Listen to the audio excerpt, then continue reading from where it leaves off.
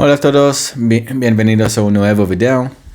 En este video vamos a aprender cómo se dice cómo te llamas. Cómo te llamas, cómo se llama, cómo me llamo, todo eso. Bueno, literalmente en hebreo para decir eso decimos cómo llaman a ti, o cómo llaman a mí, o cómo llaman a él.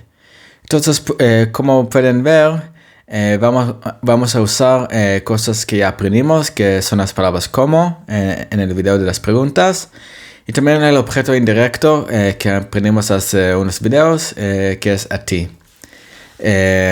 Bueno, entonces lo que vamos a aprender hoy es la palabra llaman, del verbo llamar. Bueno, entonces, ¿cómo me llamo? איך קוראים לי? ¿Cómo nos llaman? O sea, ¿cómo llaman a nosotros? איך קוראים לנו? ¿Cómo se llaman? O sea, ¿cómo nos llamamos? איך קוראים לנו? ¿Cómo te llamas? ¿Cómo te llamas masculino? Es איך קוראים לך?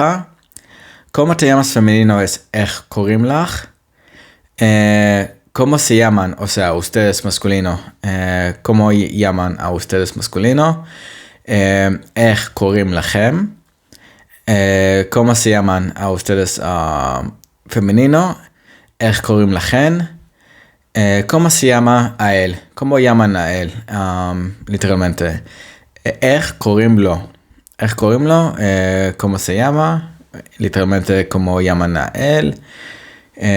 ¿Cómo se llama? O sea, ¿cómo llaman a ella? איך קוראים לה? איך קוראים לה es ¿cómo se llama? O sea, ¿cómo llaman a ella? ¿Cómo se llaman? ¿Cómo llaman a ellos? איך קוראים להם? Y ¿cómo se llaman a ellas? ¿Cómo llaman a ellas? Es איך קוראים להן. Entonces, איך קוראים לי? ¿Cómo me llamo?